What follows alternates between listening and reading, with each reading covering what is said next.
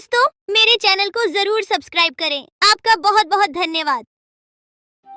बहुत दिन पुरानी बात है। एक जंगल में एक लोमड़ी रहती थी। वो इतनी चालाक थी कि अपनी शिकार और भोजन के लिए पहले तो वह जानवरों से दोस्ती करती और फिर मौका पाते ही उन्हें मारकर अपनी दावत बनाती। उस लोमड़ी की इसी आदत की वजह से उसे सभी दूर रहते थे।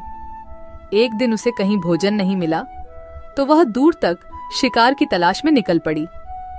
उनके नजर एक तंदुरुस्त बंदर पर पड़ी। वह बंदर पेड़ पर चढ़ा हुआ था। वह लोमड़ी बंदर को देखकर सोचने लगी, इतना अच्छा और तंदुरुस्त बंदर है, अगर ये मेरे हाथ लग जाए तो कितना स्वादिष्ट भोजन मिल जाएगा मुझे। अब लोमड़ी का लालच बढ़ चुका था। वह रोज बंदर को देखता और मौके का इंतजार करता था, लेकिन वह बंदर पेड़ पर ही चढ़ा रहता और वह उनके हाथ नहीं आता। बहुत देर के बाद लोमड़ी के दिमाग में एक सोच आया। ये बंदर ऐसे हाथ नहीं आएगा, कुछ तरकीब सोचनी होगी। और फिर उसने चालाकी और छल करने की सोची। वह बंदर के पास गई और बोलने लगी, अरे बंदर भाई, तुम्हें एक बात पता चली? एक खुशखबरी मिली है सबको जंगल में। खुशखबरी? कैसी खुशखबरी?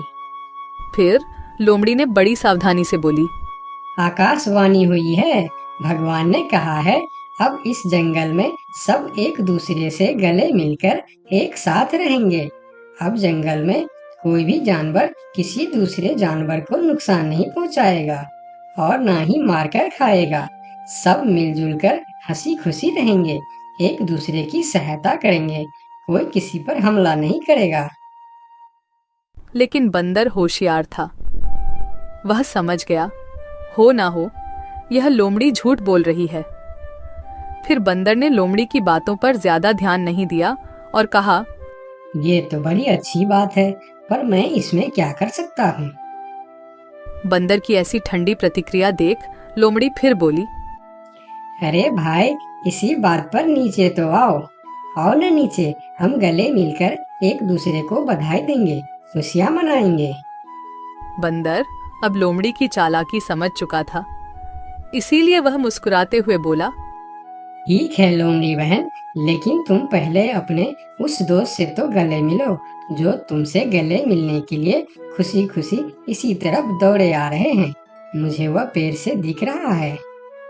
लोमड़ी हैरान होकर पूछा, मेरे दोस्त? कौन सी दोस्त? अरे लोमड़ी बहन, शिकारी कुत्ते, वह भी तो हमारे दोस्त ही है ना। वह भी शायद तुम्हें बधाई देने आ रहे हैं। शिकारी कुत्ते का नाम सुनते ही लोमड़ी थर-थर कांपने लगी। वह बहुत डर गई, क्योंकि उसे लगा अगर हम यहाँ थोड़ी देर और रुकेंगे तो यह बंदर भले ही हमारे शिकार बने न बने, लेकिन मैं उस शिकारी कुत्ते का शिकार जरूर बन जाऊंगी। इसलिए उसने अपना जान बचाना ही भला समझा और वहां से भागने लगी। और फिर बंदर ने लोमड़ी को हंसते हुए कहा, अरे बहन, कहाँ भाग रही हो? अभी तो हम सब दोस्त है ना, तो डर किस बात का? थोड़ी देर रुको। अरे रुको तो सही। फिर लोमड़ी थोड़ी रुकी और बोली, अरे भाई, दोस्त तो है, लेकिन शायद शिकारी कुत्ते को ये खबर नहीं मिली होगी।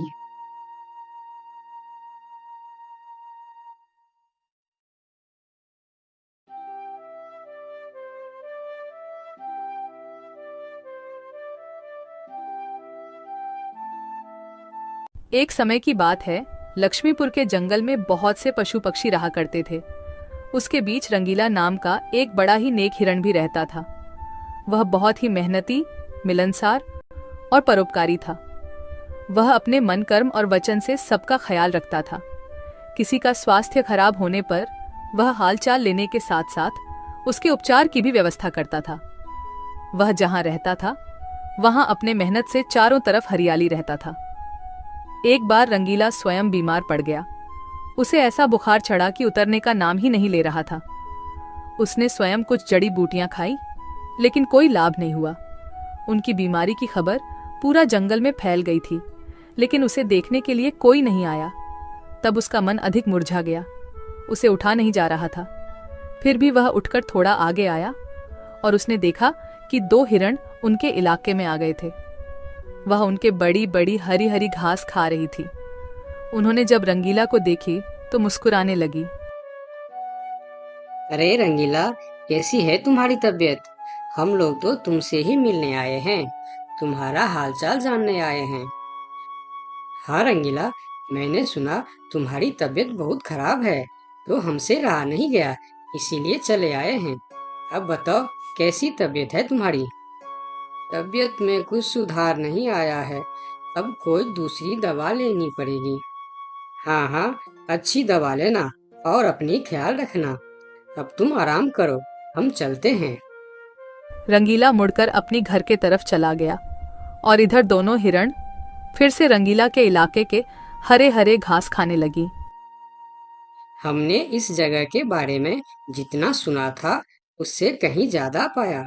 रंगीला ने बड़ी मेहनत से ये गुलशन सजाया है। चारों तरफ हरियाली ही हरियाली है, देखकर और खाकर तबीयत खुश हो गई।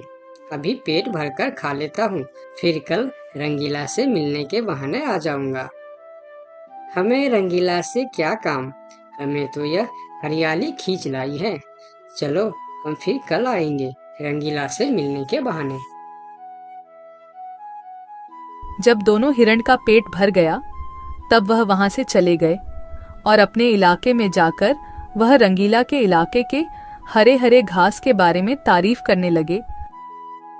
अरे भाई, यहाँ सूखे घास खाकर पड़े हो, वहाँ जाओ रंगीला के दरबार में, रंगीला का हालचाल पूछो और पेट भर के हरे हरे घास खाओ। बहुत अच्छा है रंगीला, उसके बीमार होने पर भी हमें हरे हरे घास खाने के लिए मिल रहे हैं। रंगीला बहुत अच्छा है, बड़ा ही नेक हिरन है, उसके बीमार होने पर भी हमें हरे हरे घास खाने के लिए मिल रहा है। इससे अच्छी बात और क्या हो सकती है। वहां बहुत सारे हिरण की टोली बन गई। वह सब रंगीला के पास पहुंच गए और रंगीला का हालचाल पूछने लगे। पहले तो रंगीला को इस बात की बहुत खुशी हुई कि कितने सारे लोग इनके हालचाल पूछने आ गए, लेकिन उसके बाद का नज़ारा देखकर रंगीला का सर चकरा गया। सारे हिरण उनके इलाके के घास खाने में जुट गए थे। कुछ हिरण तो फल भी खा रहे थे। उनके पास सर उठाकर इधर उधर देखने की भी फुर्सत नहीं थी। रंगीला बेचारा मन ही मन सोचने लगा कि यह लोग मेरे पास 2 घड़ी भी नहीं रुके और घास खाने में जुट गए। अगर यही हाल रहा तो मेरे इलाके के सभी घास खत्म हो जाएंगे, मेरे खाने के लिए भी कुछ नहीं बचेगा। लेकिन उसके थोड़ा देर बाद ही उनका मित्र भालू वहां आ गया। उसके आने में देर हो गया था। माफ करना दोस्त, मुझे आने में देर हो गई है। तुम्हारे लिए औषधि लाने बहुत दूर चला गया था। औषधि तो मिल गई, लेकिन आने में थोड़ी देर हो गई। ये जड़ी बूटी तुम जल्दी खा लो और जल्दी से ठीक हो जाओ मेरे दोस्त। रंगीला ने वह औषधि खाई और कुछ देर बाद ही उसे आराम मिलने लगा। उसका दोस्त भालू उनके साथ ही रुका रहा और 2 दिन के बाद रंगीला का तबीयत ठीक हो गई। लेकिन उनके खाने के लिए न कोई घास बचा था, न कोई फल बची थी। उनकी सारी मेहनत पर पानी फिर गया था। वह बहुत उदास हो गया। दोस्त रंगीला, मैं जानता हूँ ये मतलब का संसार है। ज्यादातर यहाँ सब दोस्ती दिखावा का ही करते हैं। सब अपने फायदे की सोचता है। तुम चिंता मत करो, हम दोनों मिलकर यहाँ फिर से अपना गुलशन सजाएंगे, एक नई दुनिया बनाएंगे। इस कहानी से हमें यह सीख मिलती है कि मन में कपट रखने वाला मित्र शत्रु से भी ज्यादा खतरनाक होता है।